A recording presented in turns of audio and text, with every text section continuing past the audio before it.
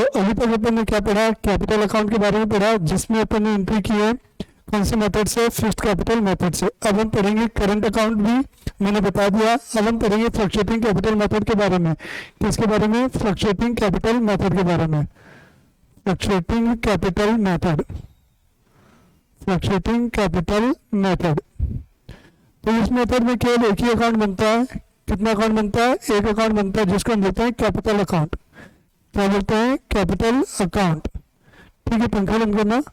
Capital account, तो capital account में क्या क्या चीजें लिखी जाएंगी मैंने बताया। ये क्या होता है, कौन सा मेथड है बेटा, दोनों का मिक्सचर है। किसका, कैपिटल अकाउंट और करंट अकाउंट का। तो सबसे पहले हम यहाँ लिखेंगे बाय बैलेंस बीडी, यहाँ लिखेंगे बाय बैलेंस बीडी, जो भी आपके कैपिटल अकाउंट का ओपनिंग बैलेंस होगा। उसके बाद अगर आपने कोई एक्स्ट्रा पैसा लाया जिसे हम बोलते हैं एडिशनल कैपिटल, तो वो लिखा जाएगा बाय कैश अकाउंट के नाम से एडिशनल कैपिटल। फिर हम यहाँ क्रेडिट करेंगे बाय इंटरेस्ट ऑन कैपिटल को। अगर आपको कोई सैलरी है तो यहाँ लिखेंगे बाय सैलरी। अगर बाय कमीशन है, कोई कमीशन मिला तो बाय कमीशन वो आएगा।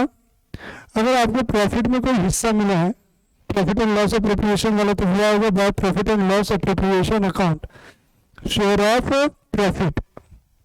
डेबिट साइड में आएगा टू ड्राइंग, टू ड्राइंग।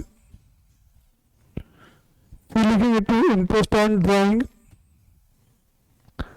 अगर आपको फॉर्म में लॉस हुआ है तो उस लॉस का हिस्सा आपको बियर करना पड़ेगा, तो profit and loss appropriation account.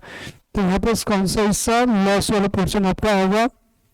फिर उसके बाद हम क्रेडिट का टोटल करके डेबिट के टोटल को माइनस करेंगे, तो वो बचेगा to balance carried down, to balance carried down. तो ये सारी चीजें आप यहाँ पे रिकॉर्ड कर सकते हैं। ये भी हमारा कैपिटल अकाउंट का एक फॉर्मेट हो गया। इसके बाद आपको मैं समझाता हूँ इंटरेस्ट ऑन कैपिटल निकालना है आपको। तो अब अगला नया टॉपिक है इंटरेस्ट ऑन कैपिटल का। इंटरेस्ट ऑन कैपिटल का नया टॉपिक इसलिए बता रहा हूँ मैं, इंटरेस्ट ऑन कैपिटल का, बिकॉज ये जो होता है इसी कैपिटल अकाउंट के ऊपर बेस्ड है, इसलिए बता रहा हूँ मैं। तो इंटरेस्ट ऑन कैपिटल हमेशा क्या होता है, always calculated on opening capital. Which capital, opening capital. तो जो भी आपको इंटरेस्ट मिलेगा आपकी कैपिटल पे, वो कौन से कैपिटल पे मिलेगा, ओपनिंग कैपिटल पर मिलेगा। तो ओपनिंग कैपिटल कई बार क्या होता है, बैलेंस शीट दी होती है, और बैलेंस शीट में जो कैपिटल होती है वो होती है क्लोजिंग कैपिटल। या कई बार क्वेश्चन में आपको क्लोजिंग कैपिटल लिखा है कैपिटल ऑन 31 मार्च। तो ऐसे में आप लोग अगर ब्याज निकालना है तो जब तक आपके पास ओपनिंग कैपिटल ना हो आप इंटरेस्ट कैलकुलेट नहीं कर सकते। तो ओपनिंग कैपिटल कैलकुलेट करने के लिए दो मेथड है। पहला तो एक स्टेटमेंट बना लो आप, क्या बना सकते हैं कि स्टेटमेंट, और दूसरा आप बना सकते हैं through capital account, through capital account.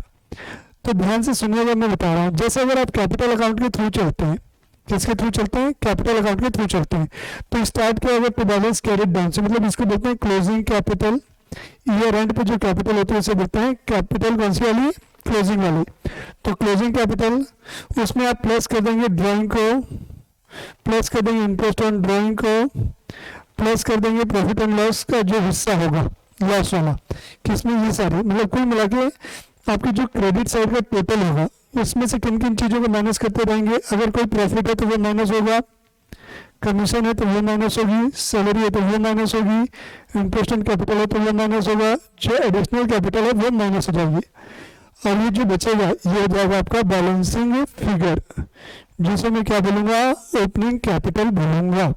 क्या बोलूंगा मैं, ओपनिंग कैपिटल। तो ध्यान दीजिए, स्टेटमेंट के फॉर्म में बनाएंगे तो ये क्या करेंगे, जो जो कैपिटल अकाउंट के डेबिट में आ रहे हैं उनको प्लस किया जाएगा, और जो इसके क्रेडिट में, किसको छोड़कर, ओपनिंग कैपिटल को छोड़कर, बाय बैलेंस बीडी को छोड़कर, बिकॉज यही तो हमें फाइंड आउट करना है। तो ये सारी चीजों को अपन क्या करेंगे, वन बाय वन करके माइनस करते हुए जाएंगे। तो जो हमारा आएगा उसे हम बोलेंगे ओपनिंग कैपिटल। तो अब इसके बारे में प्रोविजन भी कुछ है, इंटरेस्ट ऑन कैपिटल के बारे में प्रोविजन है कुछ, इंटरेस्ट ऑन कैपिटल के बारे में कुछ प्रोविजन है वो नोट कर लेंगे, बहुत ही इंपॉर्टेंट है। इंटरेस्ट ऑन कैपिटल के बारे में जो प्रोविजंस बोले गए हैं ये बताए गए हैं इंटरेस्ट ऑन कैपिटल के बारे में। तो सबसे पहले मान के चलो कोई पार्टनरशिप डीड एग्जिस्ट नहीं है, नो पार्टनरशिप डीड, पहला नो डीड, ये तो मैंने बेसिक रूल में भी आपको बताया, rules applicable in absence of deed. आपके बीच में कोई डीड नहीं है तो इंटरेस्ट ऑन कैपिटल आपको नहीं दिया जाएगा। अब दूसरा केस क्या है, मान के चलते हैं डीड है और डीड में लिखा है कि पार्टनर्स को इंटरेस्ट ऑन कैपिटल अलाउ करना है। तो इसमें तीन केस है। पहला, जो आपका नेट प्रॉफिट है वो मोर देन बनता है आपका इंटरेस्ट ऑन कैपिटल है। मान लो नेट प्रॉफिट है 100 रुपए का और इंटरेस्ट ऑन कैपिटल 100 रुपए सेकंड में मान लो 90 रुपीज का है। कितने रुपए का है? 90 रुपीज का है। मतलब 100 रुपए का प्रॉफिट है, 90 रुपए का खर्चा होता है, आप पूरा का पूरा दे सकते हो, कोई दिक्कत वाली बात नहीं, इंटरेस्ट ऑन कैपिटल आपको पूरा मिल जाएगा। इसी में दूसरा केस क्या है, नेट प्रॉफिट और जो इंटरेस्ट ऑन कैपिटल है वो इक्वल है, मतलब ये 100 रुपए है और ये इंटरेस्ट ऑन कैपिटल भी कितना रुपए है? 100 रुपए है।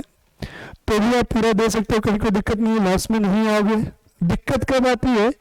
जब नेट प्रॉफिट क्या हो जाए, less than interest on capital हो जाए। मतलब नेट प्रॉफिट है 100 रुपए का, इंटरेस्ट ऑन कैपिटल हो गई 120 रुपए की, तो इस केस में आप पूरा इंटरेस्ट नहीं दे पाओगे। तो इस केस में आप क्या करोगे, जो भी आपका नेट प्रॉफिट है उसे क्या करेंगे, इंटरेस्ट ऑन कैपिटल के रेशियो में डिवाइड करोगे। इसे इंटरेस्ट ऑन कैपिटल के रेशियो में डिवाइड करोगे, इंटरेस्ट ऑन कैपिटल के रेशियो में डिवाइड करोगे, बांटोगे, इनमें डिवाइड करोगे, डिवाइड।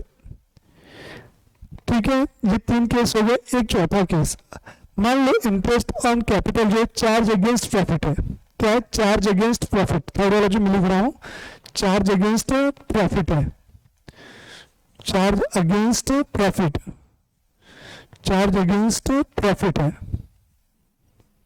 Charge against profit. तो अगर पार्टनरशिप फर्म के पास प्रॉफिट नहीं भी है, लॉस में भी है, तो भी उसे क्या करना होगा, इंटरेस्ट देना पड़ेगा, कंपल्सरी होगा अगेंस्ट प्रॉफिट है। देन इन चाहे कोई भी केस हो, चाहे प्रॉफिट हो नहीं हो, फर्म को इंटरेस्ट पे करना पड़ेगा। अगर इसी के विपरीत अगर लिखा रहा अप्रोप्रिएशन का पार्ट है, अप्रोप्रिएशन, तो उस केस में क्या करेगा, जितना मेरे पास प्रॉफिट अवेलेबल है उतने तक ही मैं क्या कर सकता हूँ, इंटरेस्ट आपको दे सकता हूँ, उससे ज्यादा इंटरेस्ट मैं आपको नहीं दे पाऊंगा। तो ये मेरा रूल्स हो गए इंटरेस्ट ऑन कैपिटल के बारे में। पूरा डिटेल प्रोविजन मैंने बता दिया।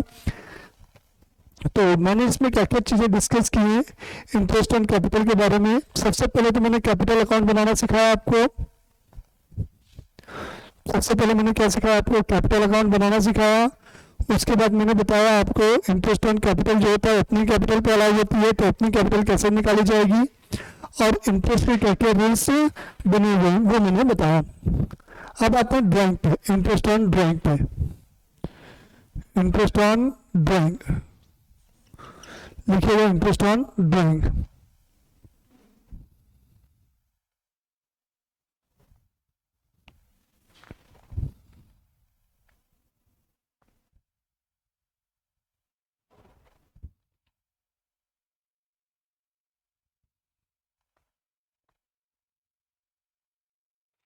इंटरेस्ट ऑन ड्राइंग, तो इंटरेस्ट ऑन ड्राइंग जो होता है, अब इसके लिए अलग अलग मेथड है। एक होती है अलग अलग मेथड है इसके लिए, इंटरेस्ट ऑन ड्राइंग के लिए सबसे इंपॉर्टेंट है ये भी। एक मान के चलते हैं आपकी क्या है, ये अमाउंट ऑफ ड्राइंग जो है अलग अलग है, अमाउंट ऑफ ड्राइंग भी अलग है, अमाउंट ऑफ ड्राइंग और date of drawing, date of drawing, amount of drawing भी और डेट ऑफ ड्राइंग भी, दोनों ही क्या है, अलग अलग डेट पे है, अमाउंट भी अलग है, ड्राइंग भी अलग है। तो इस केस में आपकी कौन सी मेथड यूज की जाती है, प्रोडक्ट मेथड। कौन सी मेथड यूज की जाती है, प्रोडक्ट मेथड है, प्रोडक्ट मेथड। और दूसरा क्या होता है, ड्राइंग आपकी एक फिक्स डेट पे होती है, फिक्स डेट, फिक्स डेट है, और अमाउंट भी क्या है, सेम है, अमाउंट भी क्या है, फिक्स्ड है, और यानी फिक्स्ड मतलब समझ लो यहाँ पर सेम अमाउंट है। मतलब मैं हर महीने की पहली तारीख को निकाल रहा हूँ 100 रुपये, तो हर महीने की पहली तारीख मतलब जनवरी 1 को 100 रुपये, 1 फरवरी को 100 रुपये, 1 मार्च को 100 रुपये, ऐसे करके मैं क्या करूँगा, विड्रॉ करूँगा। तो मेरी सारी चीज़ें क्या हैं, सेम है। इस केस में जो मेथड यूज की जाती है उसको बोला जाता है एवरेज पीरियड मेथड। क्या बोला जाता है, एवरेज पीरियड मेथड। ठीक है, तो आते हैं इसी में अलग अलग केस। तो सबसे पहले मैं बात कर रहा हूँ प्रोडक्ट मेथड की। किसकी बात कर रहा हूँ, प्रोडक्ट मेथड की। तो यहाँ पे इसका फॉर्मूला होता है interest on drawing is equal to total product, जिसको मैं टीपी लिख रहा हूँ, total product into rate upon 100 into 1/12। ये मेरा फिक्स है फॉर्मूला 1/12। ठीक है, तब इसमें मान लो क्या हुआ, एक, ठीक है, 1 जनवरी 2020 मैं कैलेंडर ईयर फॉलो कर रहा हूँ, कैलेंडर ईयर, मान लो 5,000 रुपये निकाले हैं। फिर मैंने निकाले हैं 30 जून को निकाले हैं, 30 जून 2020 को 2,000 रुपये निकाले हैं। फिर मैंने 30 नवंबर को कितने रुपए निकाले, 30 नवंबर को 2020 को 5,000 रुपये निकाले हैं। अब मुझे इस पर इंटरेस्ट कैलकुलेट करना है, तो सबसे हम पहले हम क्या करेंगे, एक डेट का कॉलम हो जाएगा, तो ये मेरा डेट का कॉलम हो गया और दूसरा कॉलम अमाउंट का, चलिए अमाउंट का कॉलम हो गया। अब हम यहाँ क्या लिखेंगे, 31 दिसंबर तक कितने महीने हमारे होंगे, मतलब वो टाइम पीरियड जब हमारा ईयर क्लोज होगा। तो मेरा ईयर मान के चल रहा क्लोज हो रहा है 31 दिसंबर को इस क्वेश्चन में। तो 1 जनवरी से 2020 से 31 दिसंबर तक कितने महीने आउटस्टैंडिंग है, 12 महीने, मतलब ये 5,000 रुपये पे कितने महीने का ब्याज लगना चाहिए, 12 महीने का, इसलिए टाइम पीरियड हुआ 12। अब 30 जून को मैंने कोई पैसे निकाले हैं, तो मेरा जो ब्याज है वो कहाँ से चालू होगा, 1 जुलाई से कब तक लगेगा, 31 दिसंबर तक, मतलब 6 महीने। और 30 नवंबर को निकाले, मतलब दिसंबर फर्स्ट डेट ही समझ लो, तो 1 दिसंबर से ब्याज लगेगा, तो ये कितने महीने का, 1 महीने का। अब आप क्या करेंगे, ये जो अमाउंट है उसको इंटू करोगे इससे, तो ये हो गया 60,000, ये हो गया 12,000 और ये हो गया 5,000। तो टोटल कितना हो गया मेरा, 60 और 12 72 और ये 77,000। तो इस 77,000 के ऊपर तो टोटल प्रोडक्ट हो गया 77,000, मान के चलता है रेट ऑफ 10%, तो 10/100 इंटू 1/12। तो ये मेरी हो गई प्रोडक्ट मेथड। कौन सी मेथड हो गई, ये मेरी प्रोडक्ट मेथड हो गई। अभी इसी के बाद मैंने बताया एवरेज पीरियड मेथड, तो ध्यान देंगे एवरेज पीरियड मेथड में क्या होगा।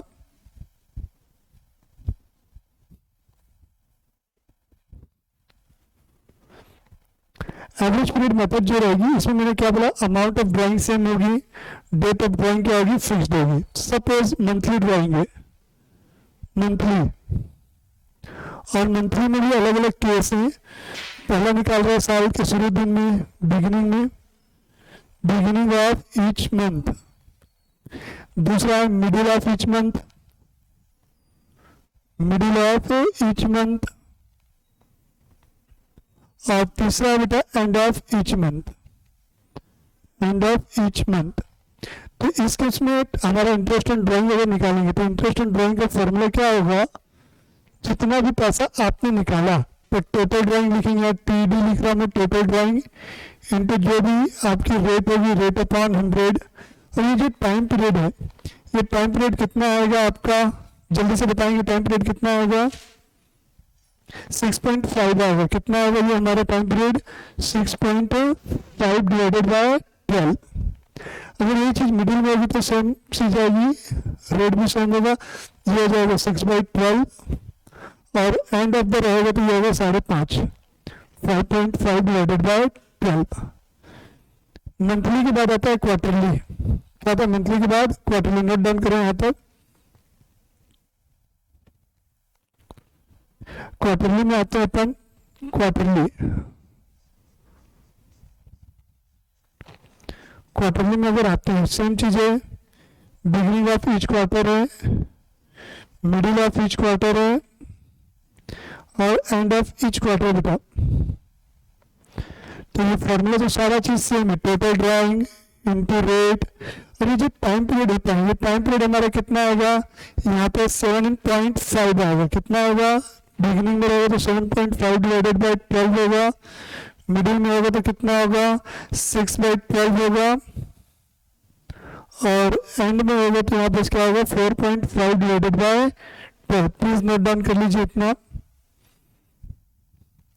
अगर यही, अब अपन ये जो पैसा निकाल रहे हैं हाफ ईयरली बेसिस पे निकाल रहे हैं, हाफ ईयरली मतलब हाफ ईयरली के बिगिनिंग में, सेम केस है, beginning of each half year, middle of each half year और end of each half year. तो ये जो टाइम पीरियड है ये 3.5 हो जाएगा, 3.5, मिडिल में है तो 3 हो जाएगा, एंड में तो 2.5 हो जाएगा, डिवाइड में साथ में 12 जाएगा। तो ये सारी चीज़ें जो इंटरेस्ट ऑन ड्राइंग के लिए इम्पोर्टेंट है, तो ये सारी चीज़ें आपको क्या होनी चाहिए, याद होनी चाहिए। अब एक इम्पॉर्टेंट नोट, अगर मान लो आपको क्वेश्चन में ड्राइंग की डेट नहीं दी है, क्या नहीं दी है, date of drawing is not given, क्या नहीं दिया है बेटा, date of drawing, date of drawing नहीं दिया हुआ है, date of drawing is not given, date of drawing is not given. तो जो इंटरेस्ट ऑन ड्राइंग कैलकुलेट किया जाएगा वो 6 मंथ का होगा। कितने मंथ का निकालोगे, 6 मंथ का निकालोगे। इस केस में कितने मंथ का निकालोगे, 6 मंथ का आपका इंटरेस्ट ऑन ड्राइंग कैलकुलेट किया जाएगा। सबसे इंपॉर्टेंट चीज है, कई बार क्वेश्चन में आपको इंटरेस्ट ऑन ड्राइंग के लिए डेट नहीं दी है, तो इस केस में हम इंटरेस्ट ऑन ड्राइंग जो निकालेंगे वो 6 महीने का आएगा। कितने मंथ का आएगा, 6 मंथ का। ठीक है, तो अपन एक क्विक रिवीजन ले लेते हैं, मैंने क्या क्या चीजें आपको बता दी है और क्या क्या आपका बैलेंस है। तो सबसे पहले देखिएगा, मैंने profit and loss appropriation account आपसे डिस्कस कर लिया है।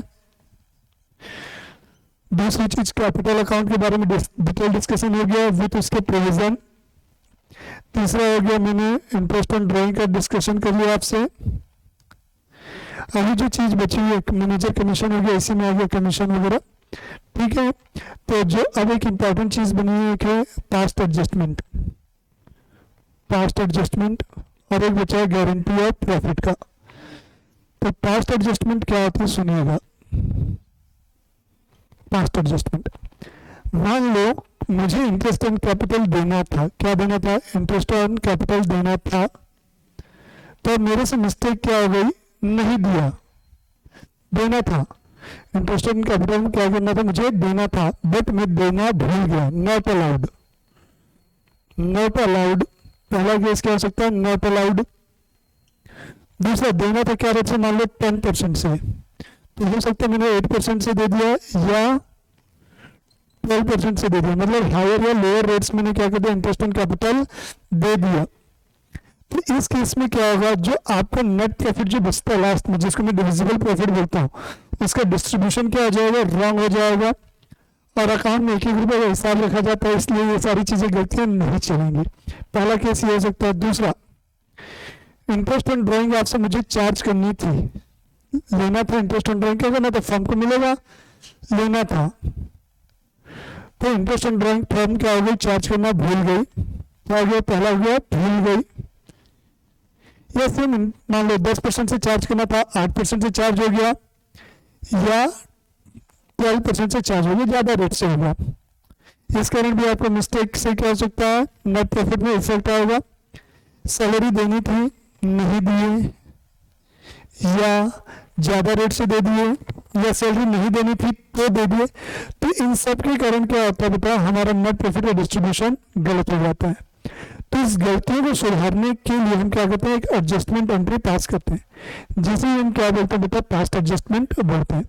तो बुक का तरीका अलग है, मेरा तरीका अलग है बनाने का, फाइनल आंसर आपका सेम आएगा। तो जब मैं ये क्वेश्चन से समझाऊंगा तो मैंने इसको 3 स्टेप में बनाया हुआ। पहला मैंने बोल देता हूँ कि आप एक wrong profit and loss appropriation account बना लो। फिर दूसरा जो है correct profit and loss account बना लो कि क्या होना चाहिए था। और तीसरा जो बनाएगा एडजस्टमेंट टेबल बनेगा। दोनों का डिफरेंस जो इफेक्ट है एडजस्टमेंट टेबल। उसके बाद आपका काम क्या हो जाएगा, कंप्लीट हो जाएगा। तीसरी चीज आते हैं, अब एक जो है आपका मेन बचा है गारंटी ऑफ प्रॉफिट। ठीक है, guarantee of profit, guarantee of profit. इसमें क्या होता है गारंटी ऑफ प्रॉफिट में, मान लो 3 पार्टनर है, एक्स, वाई और जेड। मान के चलते हैं वाई जो है फर्म का अच्छा रेप्यूटेड पार्टनर है, जिसकी गुडविल सबसे ज्यादा है, रेप्यूटेड पार्टनर है। मतलब अगर ये फर्म को छोड़कर चले जाता है तो फर्म को नुकसान हो सकता है, उनकी गुडविल खराब हो सकती है, या उनका जो प्रॉफिट है वो डाउन आ सकता है। तो जेड और एक्स क्या करते हैं, या केवल जेड, मतलब दोनों मिलकर भी गारंटी दे सकते हैं, या कोई इंडिविजुअल लेवल पे भी उसको गारंटी दे सकता है।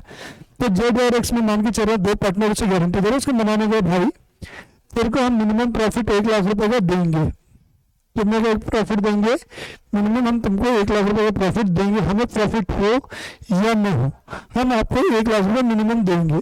अगर मान लो आपको कम होता है, मान लो सपोज आपके हिस्से में आया 80,000, तो ये जो 20,000 रुपये की डिफरेंस पड़ रही है ना, वाई को बोल रहे हैं कौन, एक्स और जेड मिल के बोले बेटा ठीक है भाई, अगर हमको क्या हो रहा है, तुम्हारे हिस्से में 80,000 आ रहे हैं, तो ये जो 20,000 की शॉर्टेज है ना, तू टेंशन मत ले, इसको मैं और एक्स जो है ना लाके दे देंगे। ऐसा कौन बोल रहा है, जेड बोल रहा है, किसको बोल रहा है, वाई को। कौन लाके दे देगा, एक्स और मैं मिलके दे देंगे। हम इसके लिए किस रेशियो में लाएंगे वो हम आपस में डिसाइड करेंगे, इसको तो कोई टेंशन लेने की बात नहीं है, तो इसको हम देख लेंगे। तो यही होती है गारंटी ऑफ प्रॉफिट। तो गारंटी ऑफ प्रॉफिट क्या हो सकता है, जॉइंटली भी दे सकते हैं या सेपरेटली कोई भी एक पार्टनर जाके दे सकता है। तो जिसने भी गारंटी दी रहेगी, तो जो भी क्या होगा, गारंटेड पार्टनर के में शॉर्टफॉल आ रहा होगा, शॉर्टफॉल मतलब जैसे 1 लाख की गारंटी दी, उसके हिस्से में 80,000, तो ये जो 20,000 का डिफरेंस है इसी को शॉर्टफॉल बोला भी जाता है, जिसे जिसने भी गारंटी दी वो क्या करेगा, कंपनसेट करेगा। तो इस तरीके से इस चैप्टर के हमारे पूरे कंसेप्ट कवर होते हैं। मैं कल इसके क्वेश्चंस करवाऊंगा मॉडल टेस्ट पेपर से, तो साथ साथ में अरविंद का मॉडल टेस्ट पेपर आप लोग परचेस कर लीजिए और बने रहेंगे मेरे यूट्यूब चैनल पर। Thank you.